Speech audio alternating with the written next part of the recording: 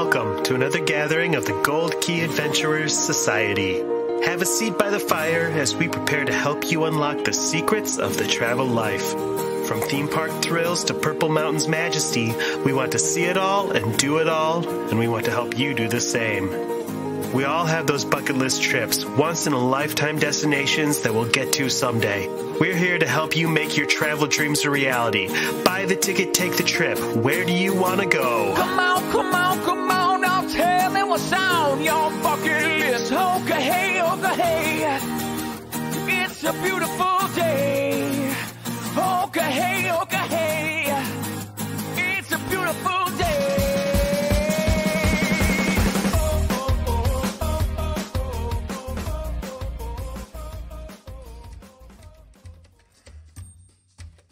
Welcome back to another meeting of the Gold Key Adventurer Society. My name is Dan Leonard. Hi, Dan. And joining me this week in the studio is Heather Strait. Hello. And Mr. Jeff Williams. Thanks for having me, Dan.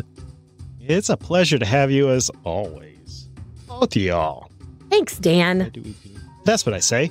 Our show, as always, is brought to you by Key to the World Travel. Key to the World Travel is a full-service travel agency specializing in theme parks, cruising, and destinations around the world. Head to www.keytotheworldtravel.com for more details and a no-obligation quote on the vacation of a lifetime. That's an aggressive dot you have. Oh, I did. Oh, drive it home. I don't know. It's fun to say. You should try it. Dot. Oh, I do. It's kind of like Jingle Bell Jingle. I missed that show. Only so that I could have the chance to sing Jingle Bell Jingle. Bam. Bam. Yeah. So, thanks for coming back. I feel like we haven't done this in so many weeks. It's been forever. It's been like 2 months because we've all been so busy traveling around the world. All trying around out the world. the new things, visiting old favorites. If you're in the travel biz, you probably should travel. It's true. It's usually a good idea. So, first I want to say stay tuned because the highlight is going to be we've got a first-hand look at the celebration of the 100th anniversary of the Disney Company. 100 years. It's a lot of years. They just kicked that off in Disneyland, and Heather and Jeff were there. But first, I thought maybe we could talk about some of the other places we've been since early December. What have we been up to? We've been visiting snow-covered mountains, been on some intergalactic voyages, maritime voyages, Antarctica Part 2, Penguin Boogaloo. I just got back from Universal Orlando Resort, mere days after they took Woody Woodpecker out to the woodshed and put him out of his misery. So, that's some stuff to talk about. Ow. Yeah. You guys were on the Star Cruiser. Yes, we both took our second voyage on the Galactic You went Star on the Cruiser. Star Cruiser again, too? I had did. no idea. And it was just as much fun the second time. I took a little bit of a different path than my first trip, got up to some additional mischief. It was great. I went this time with my family, and the most entertaining part for me actually was my 16-year-old son, who I've learned is diabolical. Holy cow. I thought the entire trip that he was doing the exact opposite of what he was doing. He had me fooled. That's the idea. Yep. And it was so fun because he is generally kind of a shy person, and he does not, like, he is a typical of his generation. He prefers to be on his computer, communicating to people via text. He's not the type to just walk up and start talking to someone, and he's completely different on the Star Cruiser. He is walking up to the characters. He's just joining conversations. He fully gets into it, and I love it. It was so much fun to watch. And Dan got to experience it with him on Owen's first trip. And so I had a little bit of an idea that he was a bit diabolical. Yeah, that was fun to watch because I've never seen that side of him at all. No, I mean, I rarely do either. Very stoic side, and so that was fun watching the wheels turning. Yes. Oh, and he taught me how to play sabacc, which was fun. On my first voyage, I didn't get any time at Hollow Sabacc, and we spent a lot of time at the table. And I still don't get that game. Many humans and aliens tried to teach me, and apparently I was too drunk. Putting the sabacc table in the bar was probably a bad idea. Yeah. It's fun. I prefer playing it at that table. I mean, now I know how to play it and could just play it with a deck of cards, but it's more fun at the Hollow Sabacc table. Yes. So my son and I went there also. I had gone with Heather before. It was just adults doing adulty things, and my son is now 21, and he and I have actually never gone on just a guy's trip together, which is weird. As much as we do stuff together and I travel, it just hadn't worked out. So we went and did a boys' trip. He got fully into the costuming thing. We both cosplayed harder than I had done before when I was a jaded turd who didn't want to play along. But Before we really you knew got how into awesome it was. He loved it. And I, being me, found that if I just hang around in the bar, all the action will happen around me. And you can go run your missions, and basically just stayed there. We had lots of space drinks. That was fun because he's a new 21-year-old figuring out what he likes. And a lot of them were blue-colored space drinks. Which is fun. And he loved that. But it was so fun to see him doing he got really into it. He was playing not one-sided, two-sided, three-sided, four-sided. Every person that contacted him, he would go meet with them. So I never knew what he was doing. He was meeting with everyone. But by the end of it, and he never told me what they did. It was kind of funny. Like, where'd you go do? Who'd you meet? He goes, I'm not telling. Exactly. But at the end show, his name came up again, and he had been off with a musician writing a song, creating diversions. Yep. After the whole final thing at the end of the night, the musician on board sings a custom song that Wyatt co-wrote and had lyrics about Wyatt in it. This was just the craziest thing. That experience is so neat, and it's so hard to describe in a way that makes any sense to someone that hasn't done it. He loved it. He said he would do it again too. He just absolutely loved it. And the more you do it, you start to see how you could play different angles and make all different things. There were stories going on that I had no idea about the first time. Same. And even stories that he did that I didn't know were happening. So people breaking in and out of jails and on and off ships. And there's so much going on this thing. Diversions for a heist and custom songs. I mean, it's bananas. I didn't realize that Owen was working against me the entire time because I thought that he wasn't. And at one point, my older son, I texted him to say that I saw what he was up to, and Owen was right next to him, and I didn't realize it, and was laughing at me for the texts that I was sending because he was hiding from me, and Aiden knew he was hiding from me.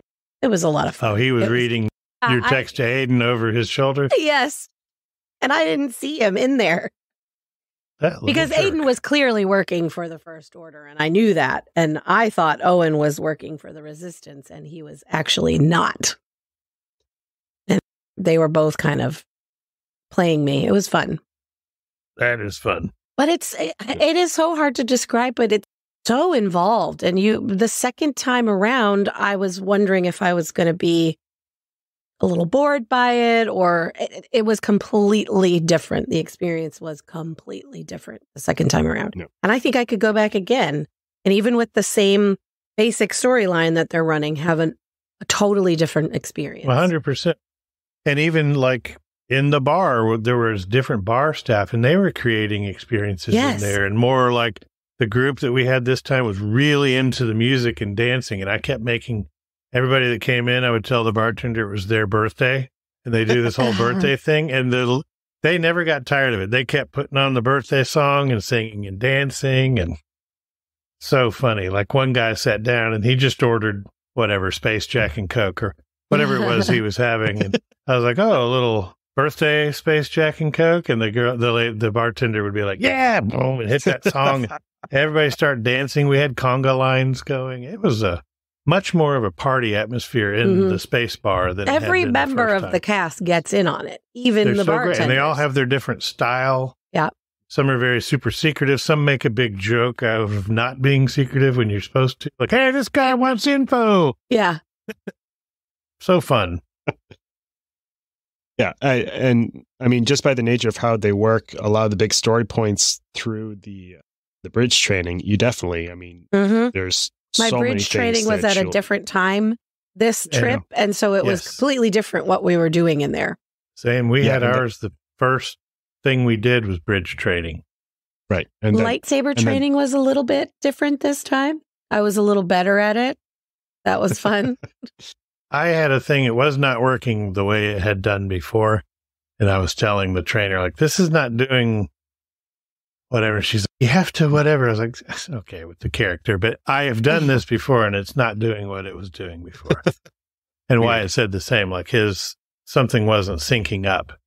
But we had two very little kids. There's 4 in the line. We had 2 very little kids. And then me and Wyatt are 6'3". And I think it was like, the height differential was messing it up or something. Especially if you were trying to use the shield behind a small child. Mm-hmm. Anyway, still tons of fun. But depending on your timing and your schedule, everything can be different just from that. Yeah. I would do it again. 100%. I would definitely do again. Road trip. Yes, please. Yeah. Speaking of road trips, I took a road trip over Christmas. We ran away from that massive snowstorm that hit pretty much the entire country. Just in the nick of time. Yeah, we head into the Tennessee mountains. Yeah, we was also snowy.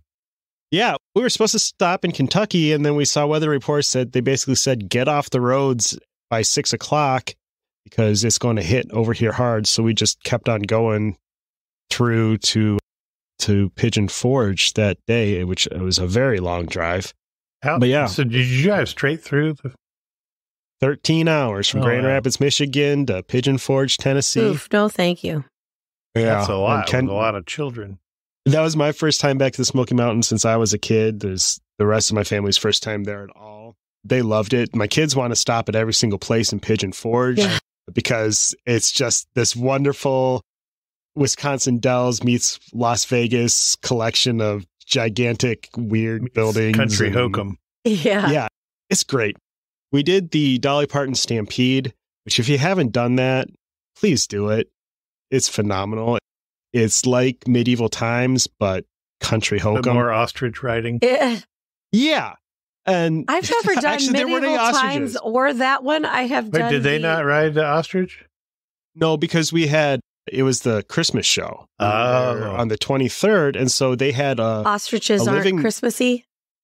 No, they had a special Christmas show that included like a weird black light Babes in Toyland segment. And then they had a live nativity and they brought out camels and sheep. I haven't seen that. Normally they have ostrich racing. Oh, fun. They did hysterical. Do pig racing. Racing.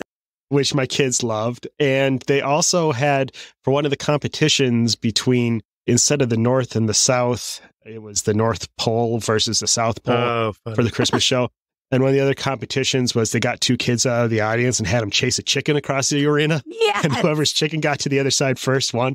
That was a big hit with my children. Chicken chasing. More people should do that. The show's great. The food is surprisingly good. It's a ton of food. We ate 3 meals off of it because every single person gets an entire rotisserie chicken plus a big slab of barbecue pork and all kinds of stuff. So it's a good meal. It was a ton of fun. That is where my son learned that chicken was a chicken because they put a whole chicken in front of him. And he said, that looks like a bird. Yeah. There's a reason for that. It is a bird. Other than that, we just hung out in the cabin most of the time. We did go to the national park. Things were closed down a lot because of ice, but we did get out to Cades Cove, which is gorgeous, beautiful. Especially covered in ice, which that was so cool seeing in the winter. There's that grist mill, that old mill that you can visit, and that entire thing was iced over and it was gorgeous. Oh, cool. It was beautiful. We attempted Dollywood. The first day we were supposed to go, they just closed down for the entire day because it was 8 degrees in the morning and it didn't warm up enough to open any rides. We went the day after Christmas and they were open. They opened late at 1 o'clock and then flurries started and the snow got a little bit worse. By 5 o'clock, they said, we're closing early. You have half an hour to get out of here. Oh, no. Because the roads are going to be bad. So that was fun. The kids loved it. We want to go back. Also, never been to I haven't either. I've been to Pigeon Forge and Gatlinburg a ton of times, but never went to Dollywood. Put it on your list and go. Great rides, great roller coasters. Roller coasters weren't open because it was too cold for the tracks have to get up to a certain temperature. But watching videos, the roller coaster is great. And the food is really good and we fed our entire family at a table service restaurant for 2/3 of what it would cost at Walt Disney World, and the food was phenomenal. They like to do a lot of like pot roasts and home cooking. Stick to your ribs, home cooking. With no G on it. Cooking. That's right. That's right. Which was perfect for the middle of winter in Tennessee. But yeah, I highly recommend Dollywood. Go there. Did you ever see any bears? We did not. It was too cold for the bears. Oh, we were told, yeah, it was sad. We were told that there would be a chance when they thought that it was not going to be. Showed me a Ring video of the cabin you stayed in from a few weeks before you were there, and there were like 7 bears on the porch. So when bears hibernate, they don't actually sleep all the way through the winter like the cartoons tell you. Right. They have to forage and...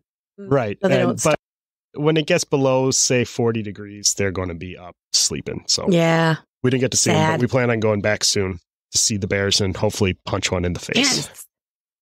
The views expressed on... Remember, I just won't share that folks, part on Facebook. Don't try to punch a brown bear. If you punch a bear in the face, also don't post it on Facebook or you will get blacklisted. Yes. The weird thing is, I've posted about punching bears multiple times on Facebook. I didn't say bear. What I typed was punch him in the snout, and I got that'll do.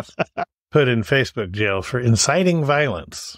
Next time, remember to say punch that bear in the animal, not human, in his snout, because people are known for having snouts. I should have said boop his snoot. There you go. Boop him in the snoot. Boop him in the snoot. I'm putting Dollywood on my list. I've got to get down there and check it out. You should. It's a quick trip. It's fun. You can do it in a day or two. 13 hours from West Michigan. I mean, the crowds aren't bad. How is it from Nashville? I'll be going to Nashville a couple hours. I think it's 2 hours. Ooh. It's somewhere I think between Nashville 2 and to 4 Knoxville hours. is 2 hours, so probably 3.5. Okay. Might have to work it in. Yeah, but I mean, you got time. Absolutely. Right? Yeah. Go to Dollywood. It's a good time. Go in the summertime. I was at Walt Disneyland Florida campus for Christmas, as we often do, and we had a great time. Yeah, Christmas magic. Christmas magic. I love Walt Disney World during the holidays. Before, during, or after your Star Cruiser This was launch? Before we went and launched into space. We spent some time at just our typical Christmas stuff. Where on the days when the parks are really busy, we do things like miniature golf and bowling. All those magical extras. I love to bowl. I suck at it, but it's so much fun. So we go to Splitsville, and the food is fantastic at Splitsville. It's half the reason to go for me, is their food and drinks are so good. I do love bowling, and I do love eating. And I always reserve a lane ahead of time because it can get really busy, especially during the holidays. There's a lot of people down at Disney Springs, and you can wait hours for a lane if you just walk in. And I always reserve one in advance, and we walk in past the line of people who are waiting and get the dirty looks. But hey, it's easy to do online. You just pay for it in advance. Or you have your travel agent do it for you, and then you don't even have to make a phone call and talk to another human being. Exactly. Oh, wish my whole life could be like that. Right? Present company excluded, of course. And we always go mini golfing at Winter Summerland, which is a cute holiday themed hokum, but That's fun. what I can't imagine ever taking the time to do. That is really popular, especially during the holidays too. We reserve a tea time the day before, because if you just show up, you could be sitting there for hours waiting to get on the course. I mean, when they give away a free game to everybody that books a hotel package, exactly, that would be pissy. I wouldn't wait 30 seconds. And they have 2 courses. One is winter themed and one is summer themed, but the whole thing is Christmas themed. So the summer side is Christmas with sandcastles and Santa Claus is on vacation, and then the winter side is all shorts, fake snow covered, but it's fun. We always said it could use a couple of the holes could use a little reverb, frankly, but part of theme parks work best when they feel that way a little bit. That is true, and that's part of the charm of miniature golf too. Yeah, have you ever seen a pristine miniature golf course? I haven't. They're just getting hit all the time with balls and clubs. Yes. It sounds like a Saturday night the Williams. What else do we do? This time we didn't go see Drawn to Life. We did that last year. But that's always a fun thing to add on at the holiday time. The parks were not, the parks were not overwhelming. Christmas Day, everybody wants to go to the Magic Kingdom, but what I have found is in the earlier part of the day, it's not very busy because the locals really don't want to go anywhere near the parks the week between Christmas and New Year's. So you don't have that traffic. And I hate to say it, but the park reservation system is still working to even out the flow of the crowds between all 4 parks. It was not as crazy with the wait times as it has been. Yeah, I think it's great. But I do tend to like Magic Kingdom in the morning on Christmas Day because people are still doing all of their opening gifts and stuff like that. It's not really crowded. It gets more crowded as the day goes on. But I imagine the weather helped too. I don't remember seeing cold. Yeah. And I don't remember seeing any big announcements about like phased shutdowns. No, there weren't any. Year, but it was very cold for Orlando. On our Batu 30s. It got down in, our Batu excursion day on the Star Cruiser, it was 32 degrees. It was so cold. I've never experienced that kind of cold in Orlando. And the whole much week, for those 3 suns. Yeah, the whole week, the hottest it got was low 50s because they had that pretty extreme cold front for the area. And it was in the 30s at night and first thing in the morning, which is great because we can wear jeans and sweatshirts, and we thought it was wonderful. The Floridians were not there. They freak out. Yeah. That also did help keep the crowds down, the temperatures. I had to buy an extra layer on Batu. It was cold. And my family wanted to do every single mission on Batu. So it wasn't, of course, one and done like I would have preferred. We did a lot. Yeah, I did a lot more mission stuff on Batu this time than I did when Heather and I went before. Our mission was to the space bar and then pretty much left after that. And then a couple of things. It was the opposite extreme with temperatures because it was very hot that day on Batu. Really hot. And this time it was cold. Speaking of very cold places, went back to Antarctica because apparently one trip just wasn't enough. It was not enough, as it turns out. And much like the Star Cruiser experience, my second trip to Antarctica was 100% different than my first trip. Wait till your third trip. Yeah, every single stop was different. Actually, fewer penguins in terms of the colony sizes that we visited, but I got to see every kind of penguin that they have in Antarctica this time. Ordinarily, these types of trips, you don't see emperor penguins because they are the crazy ones that they prefer to nest much deeper in the continent on the ice pack. All the rest of the types of penguins can't lay their eggs on ice or they will freeze to death. But emperor penguins you're telling me there's parts of Antarctica that aren't. What happens is they arrive in the summer and the penguins, okay, Jeff's going to love this part. I think I've told him this.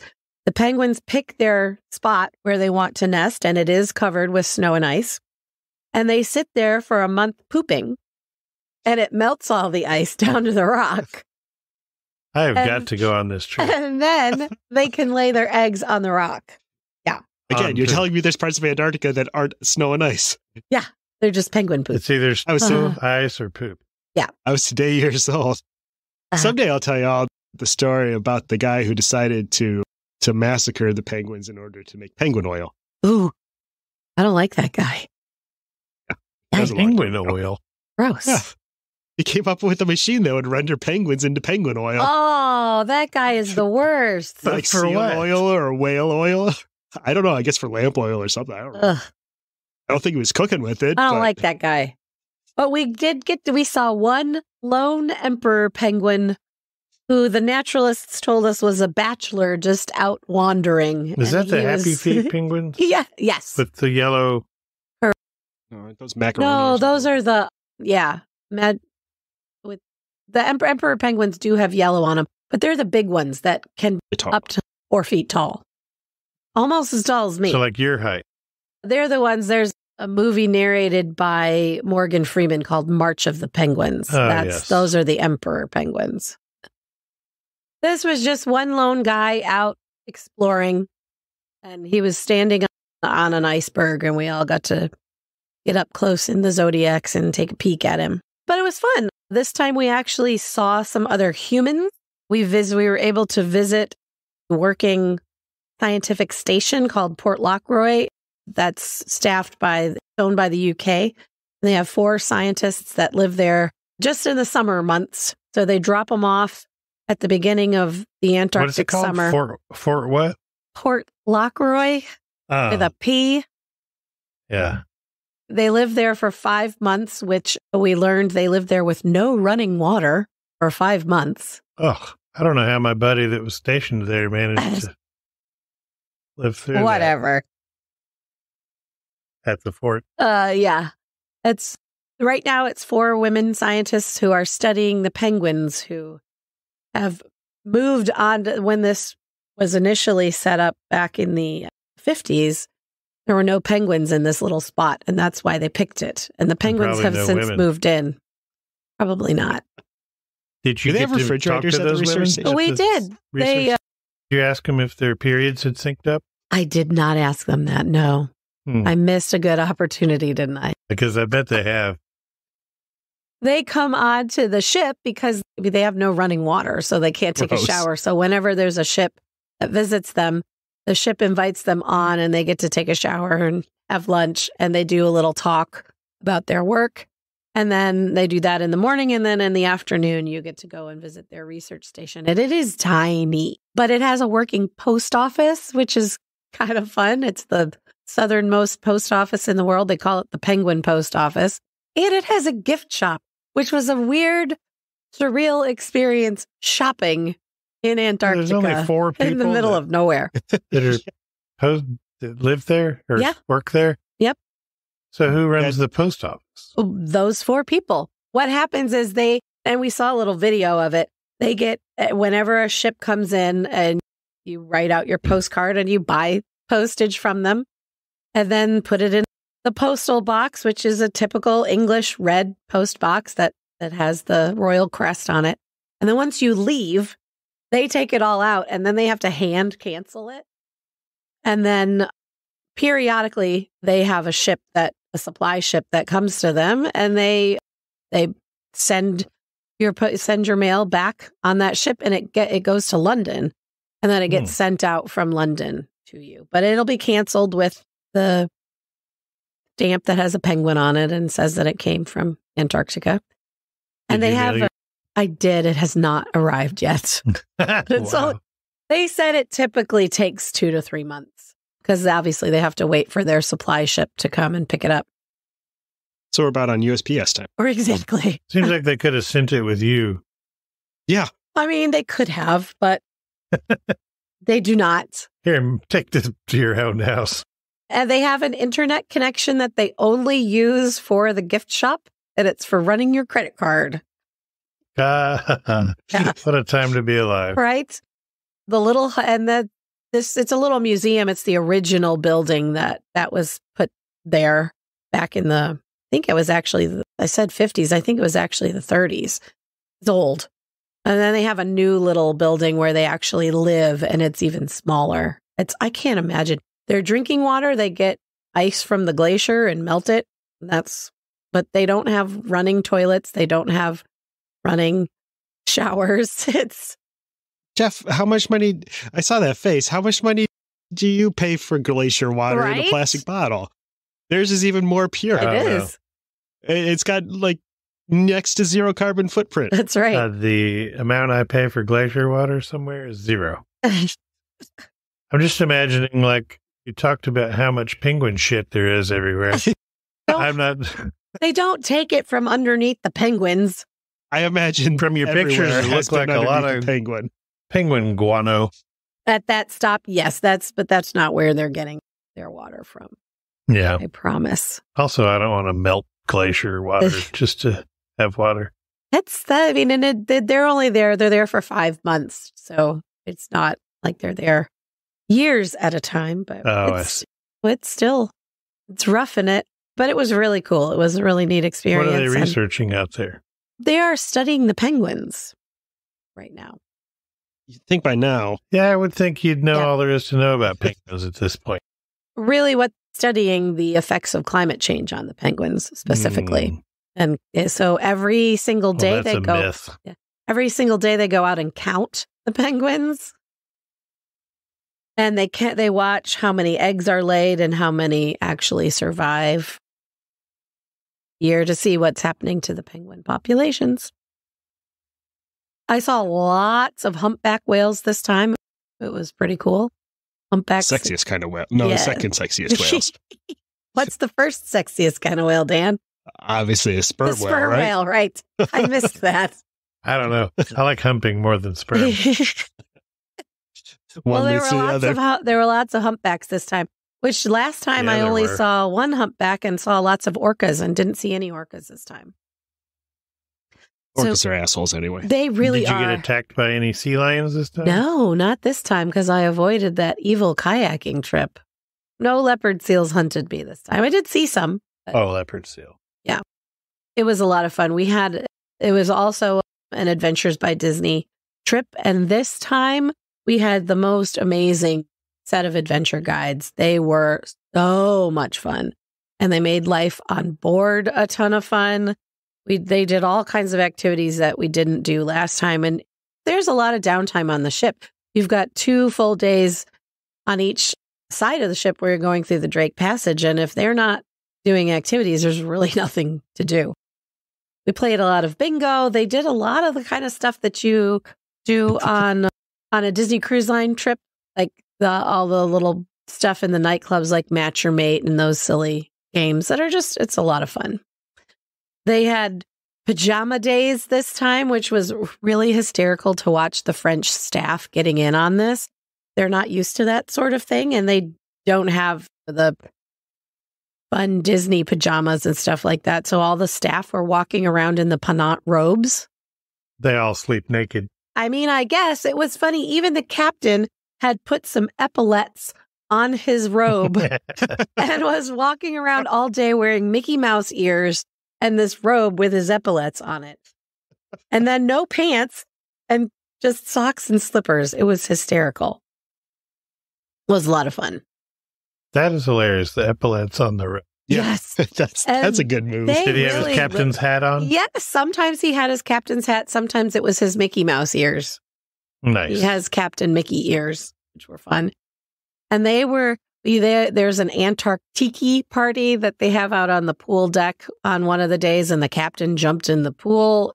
It's a lot of fun. The French staff love when ABD charters their ship because it's more relaxed.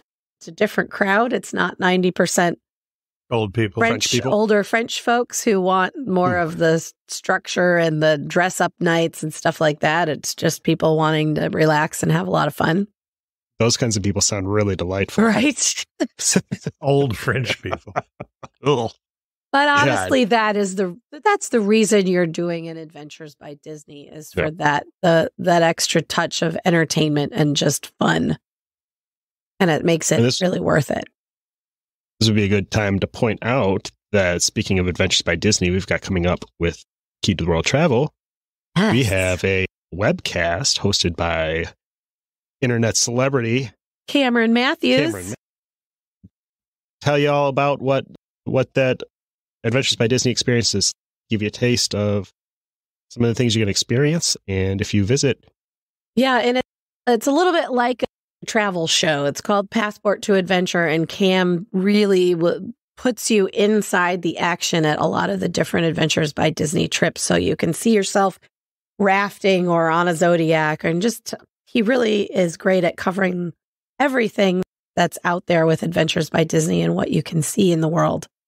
And that's going to be on February 23rd, and you can find it on the Key to the World Travel Facebook page. Yes. Please check that out. It's going to be a lot of fun. register for that so that you get the link for the Zoom call. And Cameron was with me on this Adventures by Disney expedition, so he got some really amazing footage of the places that we went and some up close and personal footage with the penguins, which is always fun. Nice. Is there any penguin poop in his footage?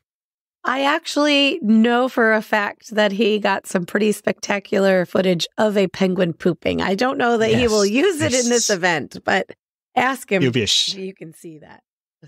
It would be a shame not to.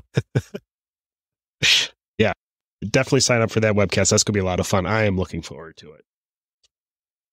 Let's see. What else we get to? Jeff went on a cruise, right? I went on a cruise, took my family on the all-new beautiful Disney Wish. I had been on it for the christening voyage, which was an entirely different experience to be on there this time with families and children and not all media and adults and all that. I will say it was a lot easier to get into things like they have a cool hyperspace lounge. Star Wars bar. We love a space bar. Yeah, it's pretty great. And now that it's normal crowd levels, you can get right in. You might wait a few minutes or something, but we walked right in on... Oh, that's fantastic. Embarkation day. We were walking around on a little tour, and I said, let's take a peek in here. And I thought there was going to be a wait. There was no wait. We got right in. 4 of us sat down, had drinks while we waited for our rooms to be ready. Everything was kind of like that now. When we had gone before, it was full of media. So all of the fun stuff to do or see or look at was just full. Yeah. And this was not the experience I had on the inaugural official maiden voyage. It was 100% adults. So it was impossible to get into any lounge or bar. This was a much more normal kind of cruise, and everything was fantastic. And the kinks have been ironed out of everything. The shows were all really great. I missed the show the third night, but I saw the Little Mermaid show, which is great. And my favorite one was Goofy. It's called Seize the Adventure. Seize the Adventure. S-E-A-S. And that's like each one of these Disney Cruise Line cruises has some kind of greatest hits The Golden show. Mickey's is my favorite. Like Mickey's tasked with having to steer the ship, and of course everything screws up and Goofy? all these... What did I say? You said Mickey. Oh, yeah, Goofy has to steer the ship, and of course everything screws up, but then it's just the greatest hits of Disney movies cavalcade, and it was great. So we took my son, who's 21, and his girlfriend, who'd never been on a cruise at all, and loves Disney and loves Broadway shows. Watching her watch these shows was like seeing a 6-year-old watch these shows. She was so into it and crying at the right times. She just was, it was so magical to her. She loved every second of that cruise and did all the shows, we did all the pub games and late into the night, all the match your mates and trivia and no bingo. But on Castaway Cay, did the Stingray experience. All that stuff was just magical for her. So that was fun because we've all done it a bunch of times, and you start to, we're jaded, I'll say. We're spoiled and we're jaded, but it was great to see that through the eyes of someone who'd never done any of it before. I'm looking forward to going on the Wish now that it's established and they've worked out the initial kinks, and to be on it with the normal mix instead of just a ship full of adults.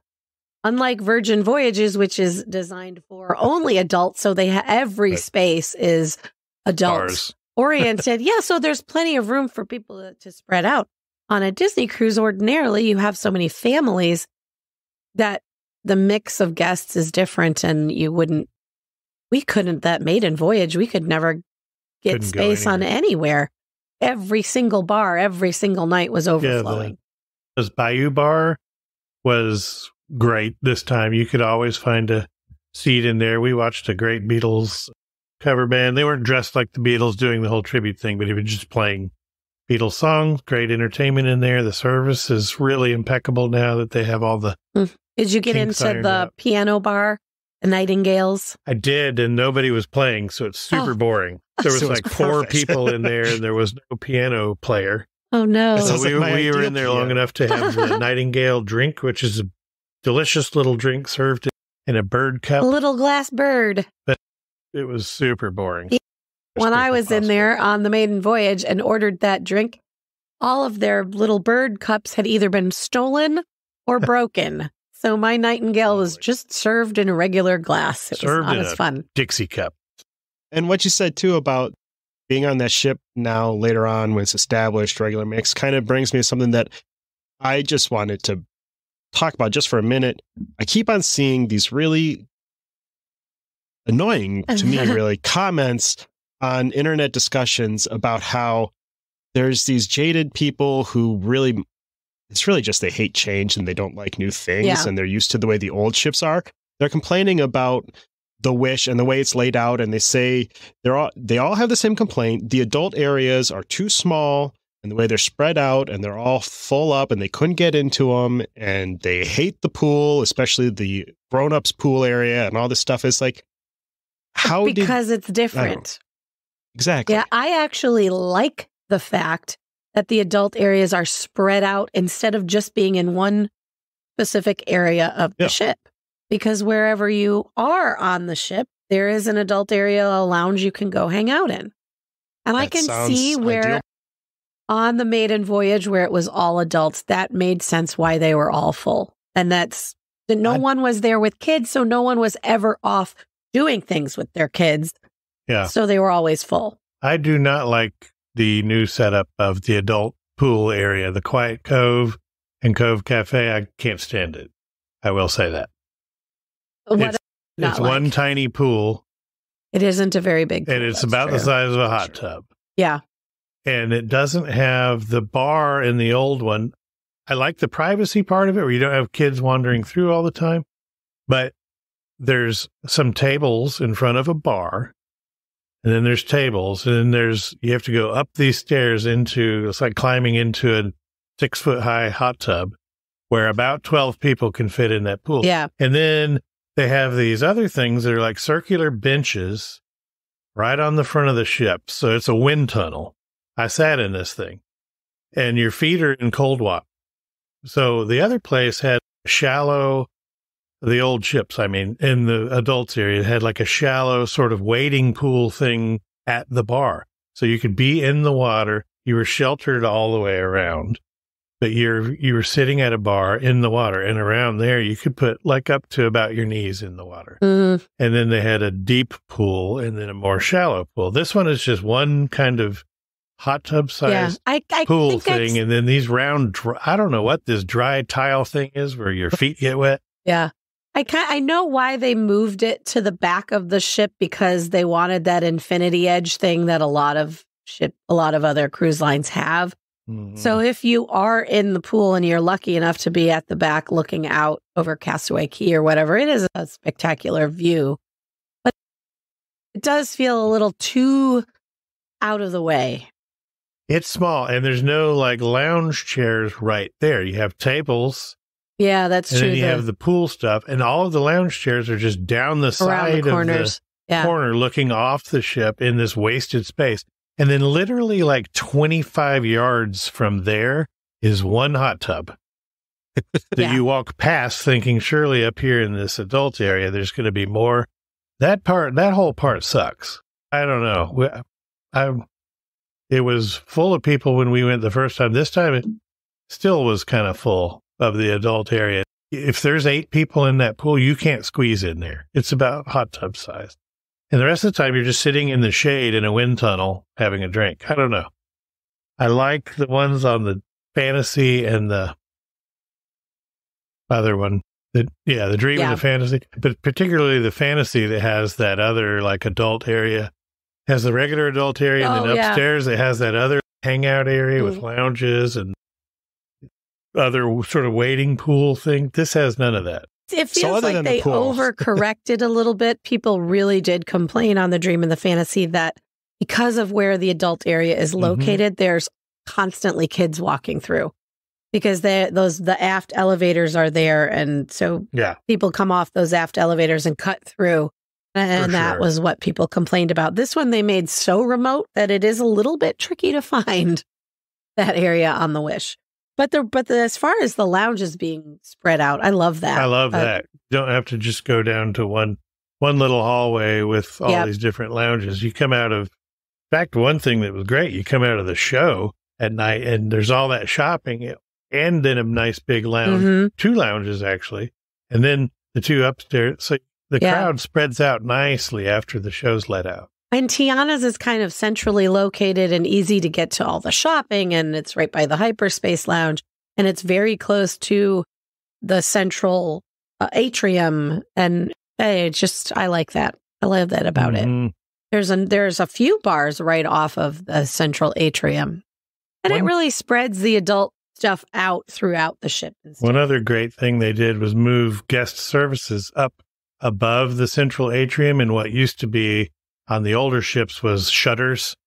There's a lot of space used for nothing. They've put all of the guest services up there, so you don't have lines of people down in the main atrium waiting to go to guest services. So they can use a lot more of that space to put on shows on the little stage they've added, and character meet and greets and photographs and things like that. And you don't just have lines of people waiting to talk about their tab. Or It certainly is a very different layout, and people, the Treasure is a sister ship, so it's going to be the same sort of layout. People will get used to it. It doesn't matter what it is with a Disney experience. If it's change, people are going to freak out. The Disney fans are going to lose their minds. Yeah. Resistant. Yeah. It's unfortunate. Like the nonsense that's going on with Splash Mountain closing. People are just losing their minds that they're retheming that ride. Yeah, it'll be fine. It's going to be fine. It's going to be the same basic ride, just different animatronics. Here's my gripe. That's the situation. I'm thrilled for them to change it, and I love Tiana and that whole world, but I question why they thought, here's this movie everyone loves, full of these songs everyone loves. Let's make a ride set in a sequel world with none of those things. None of the songs, none of the, Yeah. I think it's still going to be good. But I'm sure it's going to be awesome. And at the very least, finally things will work in that ride again. Because last time I was on it was very disappointing. Rough. It was really sad. So I think that's good. I was there right before it closed down. Did you I didn't even go into Magic Kingdom. A cup of water and try to sell it on eBay? I could have made a cool $1,000 on that. That's so weird and gross. If I was smart, I would have just. I don't understand. I'm just going to sell cups of water and call it that. I don't think anybody's actually buying those. I've seen on eBay people are selling those little Ziploc bags that they were handing out for a while. It's just bizarre. What, to put your phone in? Because Ziploc sponsored the ride. Yeah. And so they had custom printed Ziploc bags for putting your cell phone in. Yeah. So weird. But, I never actually got one of those Ziploc bags. I was there all the time, and they were never handing them out when I was there. Anymore. I could have put my kids through college with it, apparently, but that's not happening. Sorry, kids. Especially if it's trade school for you. Especially if you had some of the water. Yeah, no kidding. Yeah, I was there. Our arts festival was just as delightful as ever. Oh, love delicious. That festival. Everybody's crazy about that Figment kitchen that's in there. What's the Figment kitchen? Tell us, Dan. The Odyssey restaurant has been turned into Figment's Imagination Station. And it's got all rainbow stuff. They have a flight of rainbow beers. They have a flight of rainbow ciders. They cave to the woke mob. Ooh, thank goodness. That sounds delightful. They have a delightful grape smoothie that comes in a really cute, clear Figment cup. So when they put the grape in there, it's purple like Figment. And that's got these... Apparently the cool thing... Cup? Yeah, it's a souvenir cup that you can take home. I've got one. It's delightful. And apparently the cool new thing is freeze-drying candies. And it's got freeze-dried Skittles on top of it. Freeze-dried, Yeah. It's like super concentrates the flavor and it makes it crunchy. Like Skittles didn't hurt my teeth enough regular? No. It's crunchier but brittle. So it's almost like... neat. It's almost like a pretzel or like a wasabi pea kind of texture. Yeah. It's got that little crunch and so that's delicious. Yeah. I mean, who doesn't love that? It's a great festival. I love it. It's my favorite one, I think. And I love an Epcot festival. Yeah.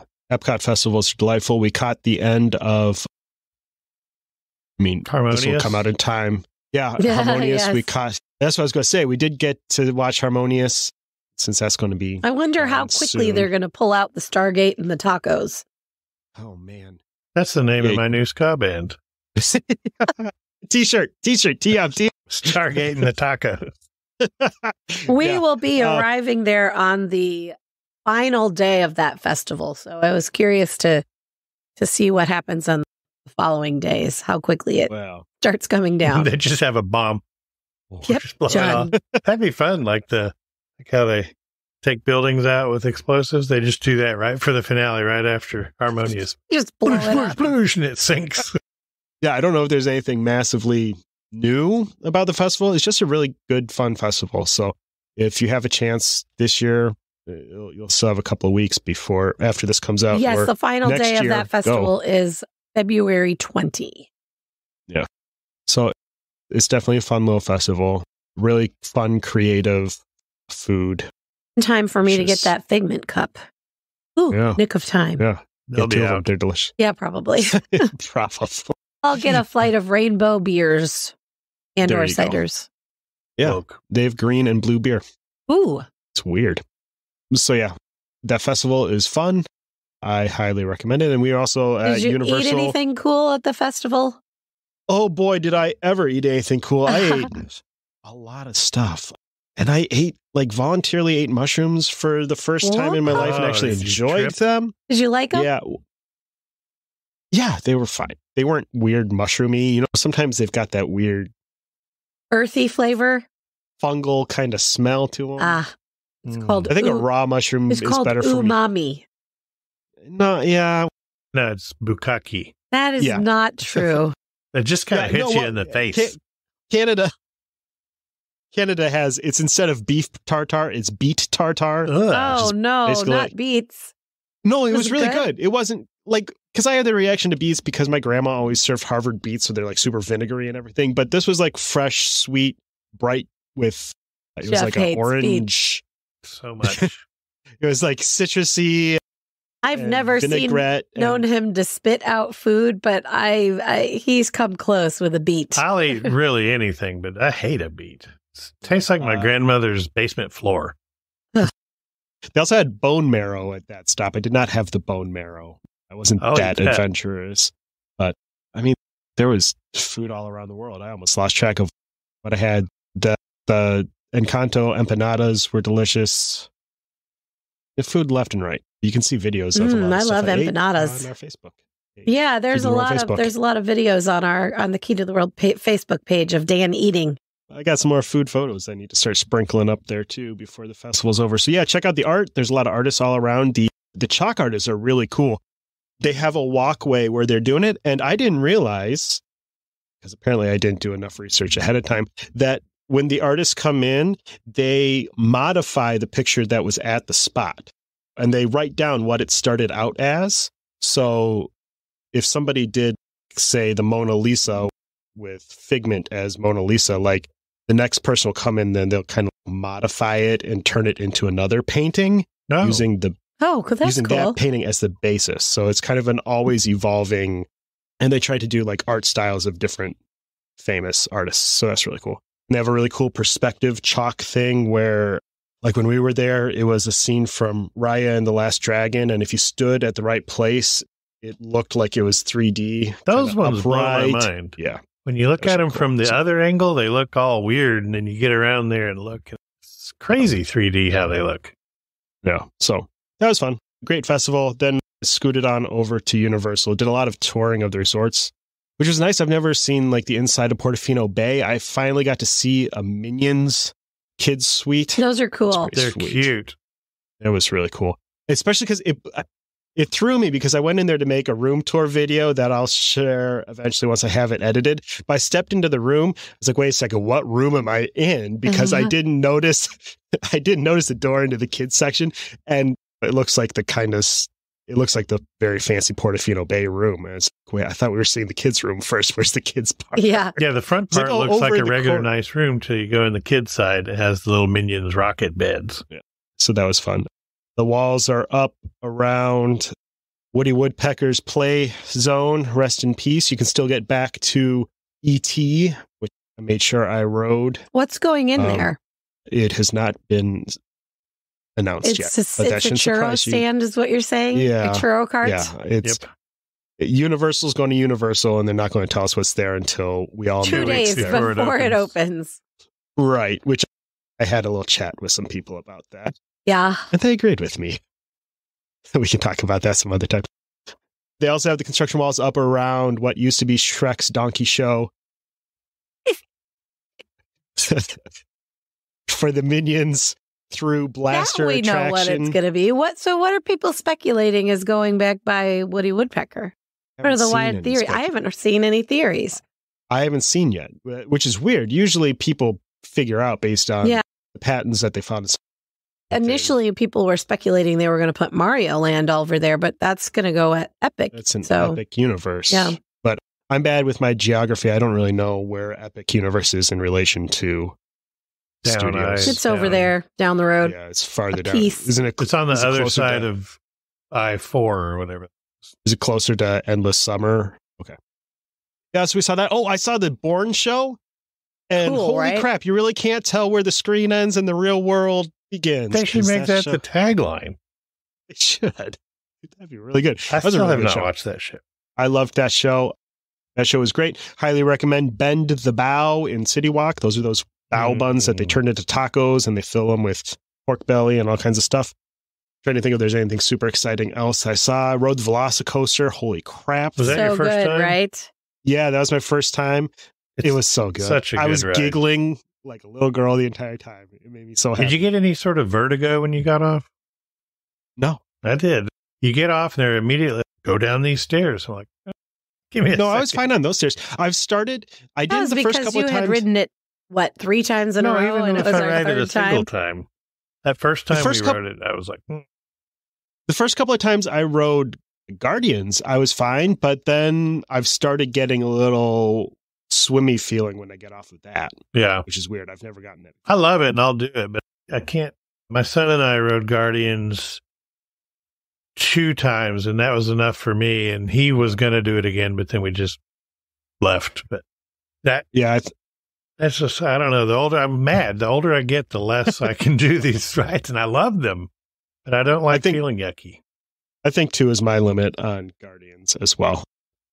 Other than that, we did a lot of exploring, kind of looking around and seeing things we haven't seen before.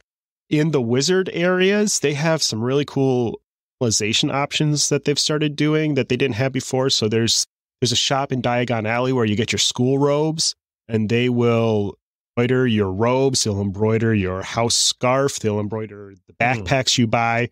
All that stuff. They'll put your name on there or whatever you want. They'll embroider. But then also really cool, something that's new, or at least newish, we haven't seen before. You can buy Quidditch jerseys, and on the back, they'll put your last name. So it's like your jersey, but it's not just embroidered. It's like what do you call that? Like applique, the fabric letters that are actually sewed onto the back of the jersey. So it looks like a real jersey. Oh, I like that. They'll do that for you in the shop. Could you get initials put on there? Do you have something in mind? Like KW? Oh, you probably could. I should have done that. Yeah. I got to go back to Universal now. Oh, darn. They also have some really cool, I hadn't seen before, their carry-on size fake leather trunks in the various house colors. So it looks like a Hogwarts trunk that is roller luggage. But, I think most of that is new. Yeah, there's a lot of new stuff for there. Universal is great. So I found some of the major rumors that are flying around about what's going where Woody Woodpecker is. And the leaders seem to be something with trolls, some kind of trolls area, or Secret Life of Pets. I think those rumors are because that's Universal's 2 children's properties. Yeah, that's true. They had a bunch of DreamWorks stuff. There were also some serious rumors about a Pokemon area or Kung Fu Panda. Turn that whole thing into SpongeBob back there. That would be great. Make the whole thing look like Bikini Bottom. Oh, That'd be so cool. It could be under a roof, so it's a little climate controlled. Yeah. Yes. The last one is that it would just be some kind of DreamWorks animation land that would use all of their IP for that. It makes sense. They need a kiddie area. Yeah. And that was a great kid area back there, but they don't know who those characters are anymore. Right. I guess they do have a lot of great DreamWorks characters they could use. Kung Fu Panda. Secret Life of Pets seems to be pretty popular, so maybe ride in Hollywood is amazing. Yeah. There's a new Kung Fu. They have the Secret Life of Pets on a parade in Orlando, but they don't have any kind of attraction. What's one with King Julian? It was like the zoo thing. Madagascar. Yeah. That's some good characters, too. Yeah, that's true. They love King Julian. They trot him out whenever they have a chance. They do. It's such a great character. Well, and you've also got the penguins and all of the animals from Madagascar. Yeah. That was good. They had the shacks up for Mardi Gras. Obviously, that hadn't quite started yet when we were there, but they've got the kitchens out. I'll have to, next time we do a news segment, we can talk about the food because they've announced the food. The theme is food around the world. So it's not just food and New the Orleans concerts food that are going to be happening there too. Did they announce those yet? They did announce the concerts. Yeah. Oh, good. A couple of weeks ago. I could go back and look it up, but I wasn't paying that much attention. Talk about that next time. Yeah. Yeah, there you go. So that's Universal in a nutshell. The big news while we're slogging through Disneyland, 100th anniversary of the Disney Company. 100 years. A 50th anniversary. I love that. Disney World's wrapping up Disney World 50 and then they're already on 100. That's confusing to people. I've told my family I was going to this event and they're like, wait, didn't the 50th just happen? I'm like, no, that was 50 years ago. That was 50 years ago we did that. The two new nighttime shows at Disneyland are spectacular. They have better nighttime shows than Walt Disney We got World. to go to the cast member and media, and a few of us got sales invites, but it was cool to be there for the cast preview because all of the cast members, we were mad at first. Who are these people that get to be in front of us? Why are we all the way in the back and there's all these people in front of us? And then they've started filing in cast, and then the president, Ken Potrock of Disneyland, came out, thanked all the cast, and it was so cool. These shows, though, wow. So Heather good. didn't like them. I loved them, you liar. I thought so we got to see World of Color 1 first, which was wonderful, and I loved it. And it's bookended by Walt's voice. Starts the show and then ends the show. And it was just beautiful. It was a very windy night, so it was a little tricky to see the projections on the water. The water was just basically being blown away by the high winds. The next morning, we had a breakfast, and we're lucky enough to get to talk to Ken Potrock about it. And he's so proud of the show and so proud of what he's doing at Disneyland. So it was great to talk to him. But he said that was a night they probably normally would have called that show off. But because it was media and the cast preview, and they weren't going to be able to do it again, they went ahead with it. But he said after it, there's a Star Wars portion. He said, why'd we get rid of the part where the Millennium Falcon flies away? He goes, no, it was there, but the water flew away. Yeah, so it was the so water windy, blew it away. It displaced the water, and the projections looked really blurry. I've since seen some video footage of the same show we saw, and it looks amazing. Like they upgraded all of the projection systems there to those laser projectors, and they're amazing. And they've added floating laser shooters out in the water too. So they've got lasers that like cut through they get it all misty and then fire lasers through there. It's so killer. And then there are some new fountains out back in the stacked parts of the audience, which there's shrubbery, and all of a sudden a fountain shot off in my face. It was startling. She took it like a champ. It's true. She was recording a Facebook Live, and that thing went off right in her face, and she didn't flinch. It's true. A real pro. That's right. I am a pro. But what I really loved even more was Wondrous Journeys, the nighttime show in Disneyland Park. It is absolutely incredible. All, 62 or 63? 62 Walt Disney Studios animated films are featured in some way, every single one of them. And then also a lot of old hand-drawn test animation right at the beginning.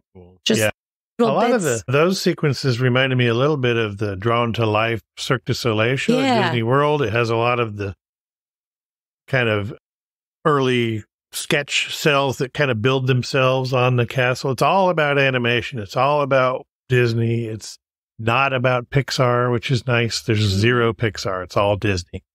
Yeah. It's cool the way you can see them taking ideas from places, because I saw that and noticed that too, that it looked like Drawn to Life, but I like that they're kind of... And so sometimes you would see part of the castle would say have Sorcerer Mickey in his final form, and then on other spots you'd see the earlier animated black and white or earlier test pieces of animation, and then it all comes together with the final piece. It's the sound just mix beautiful. Is incredible on it. Whoever came up with all of the sequences and the songs that they use, and they blend two songs together at times, and it's not just like how the Enchantment one at Disney World was like, here's a song, now another song. Now it just felt rushed. This thing is like, the sound editing is so good on this. It blends sound effects and voices from one cartoon with sounds and music from another. It's 2 new flyovers. Cool. Incredible. Yeah. The first one is the Blue Fairy. There were a lot of people around us who could not figure out who it was. Yeah. It's the Blue Fairy, including the Pinocchio. two of us till we looked later at our pictures.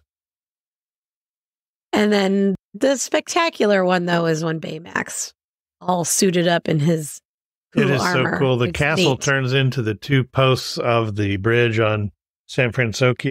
And then I don't know how they get Baymax out there where you don't see him. You don't see him at all till the lights hit him and he fires up. And there's fire shooting out of his feet, and he circles around the castle. And he's so huge. Cool. It's so killer. And then we didn't even, Disneyland has the projections on Main Street and back on It's a Small World. We didn't even see those because you have to stand in a different spot. There's some projections on the Matterhorn as well. It's just, there's so we many were lucky good enough spots. to be literally the first people right in front of the castle.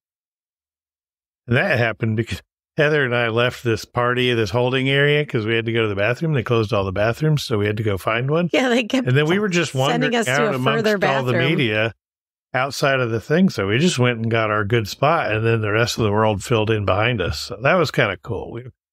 Yeah.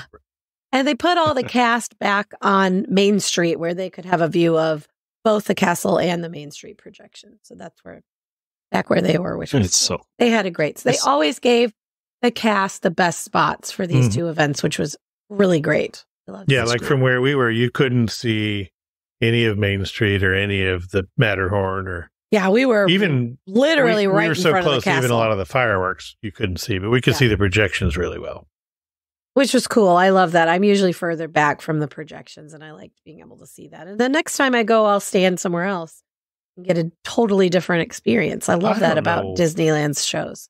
I don't know why it is, but Disneyland always outdoes Disney World on the nighttime spectaculars. Always. The parades, the shows, it's always better. Yes.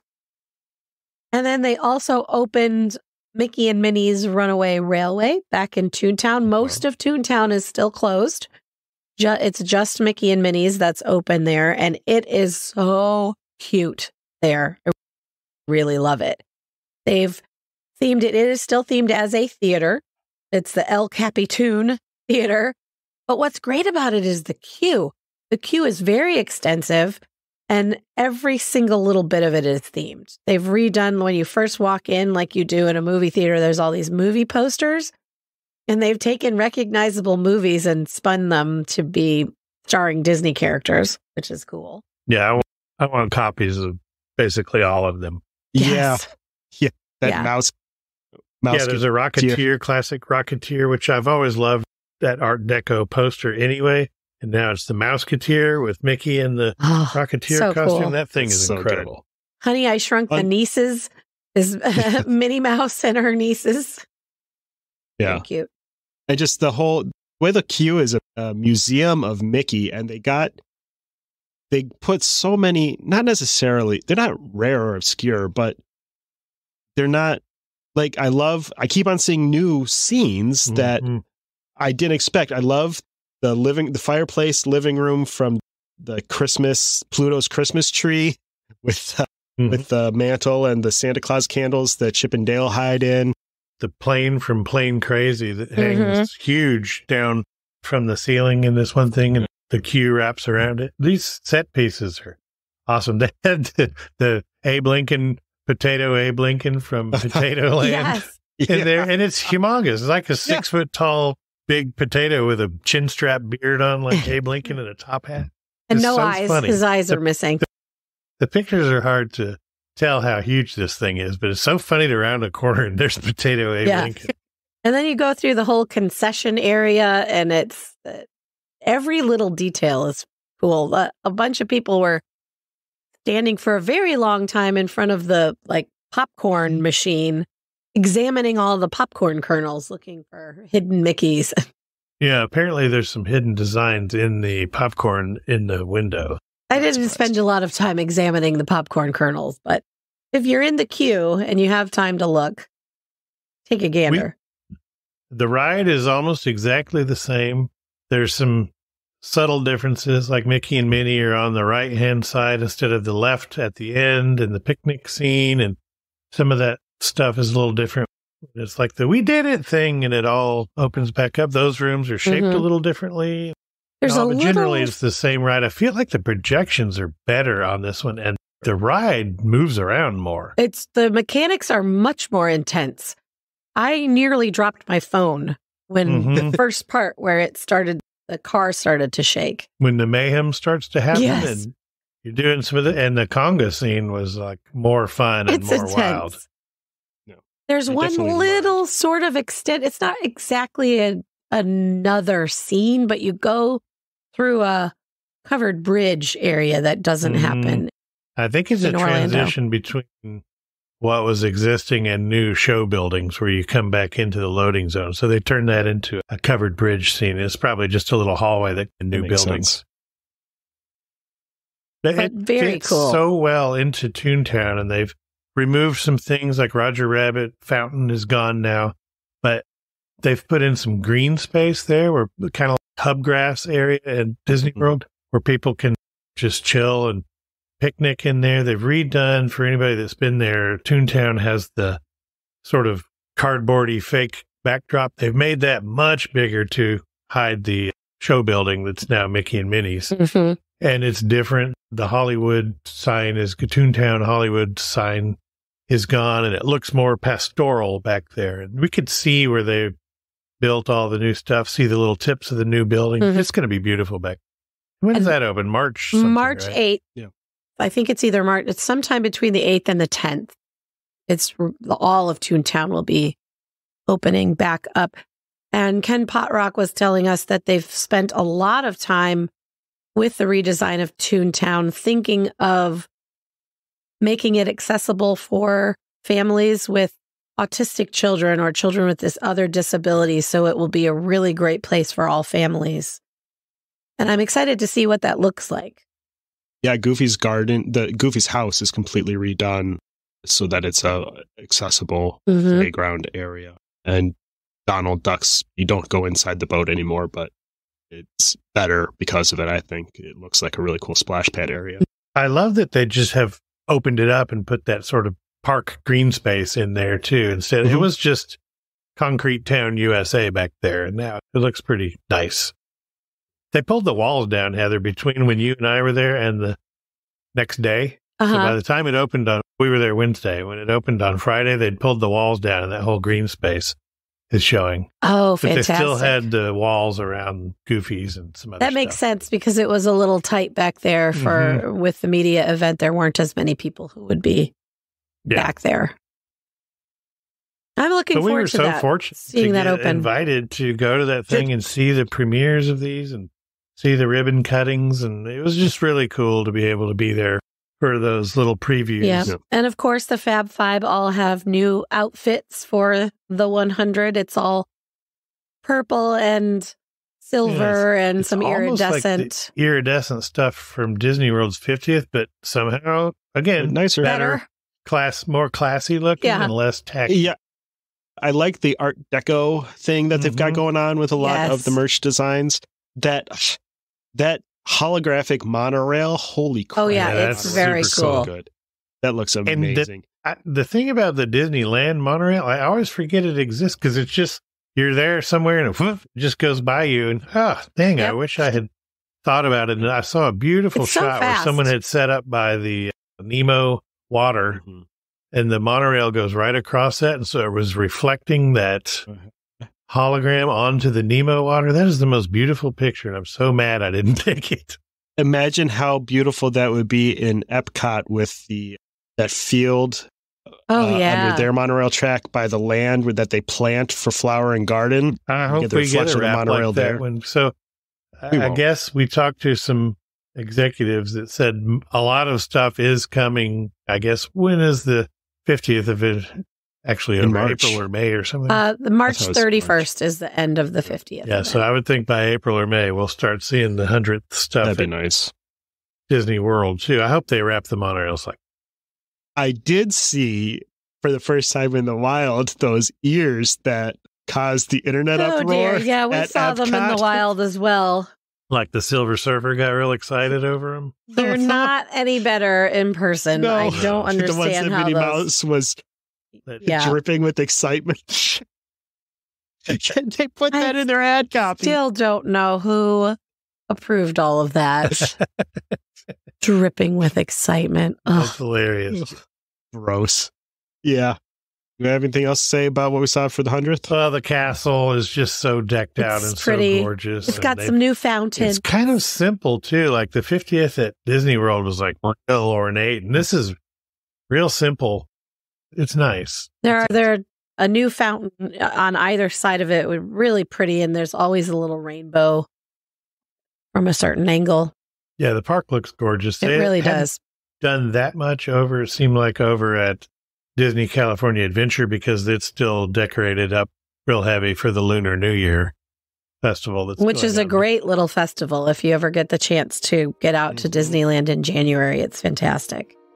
Lots of really delicious food booths. I do love a festival that features food and beverages.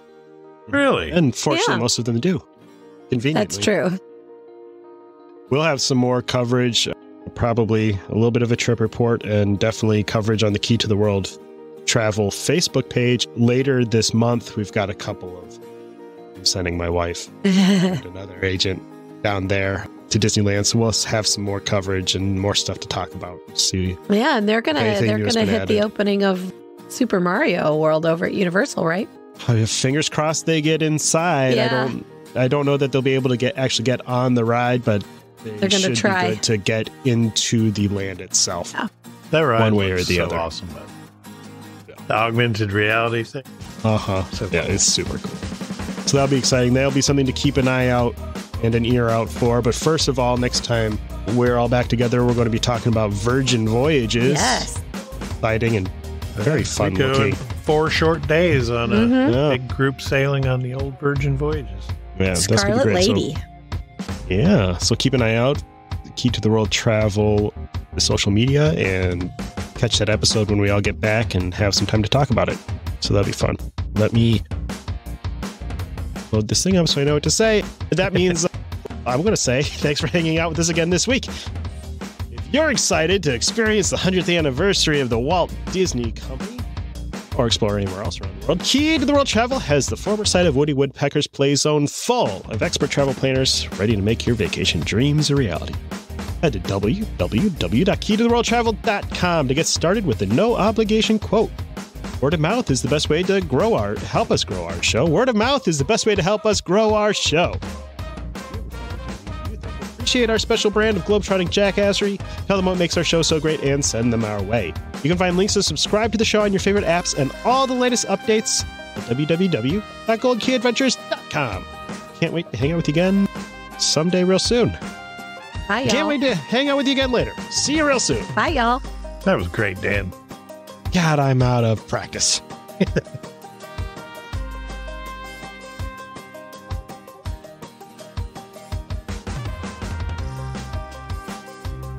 To ask a question or share your travel story, you can reach us by smoke signal, carrier pigeon, or send an email to goldkeyadventurers@gmail.com. And make sure you follow the Gold Key Adventurers Society on Facebook and Instagram. A huge thanks to our sponsor, Key to the World Travel. For all your travel planning needs, visit www.keytotheworldtravel.com for a free quote and help planning the trip of a lifetime. Tell them the Gold Key Adventurers sent you. That's www.keytotheworldtravel.com. Key to the World Travel, your key to a magical vacation.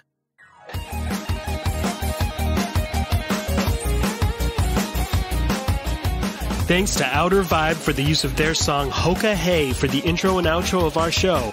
Find them on Facebook at The Outer Vibe or check out www.outervibe.com for tour dates, music, merch, and more.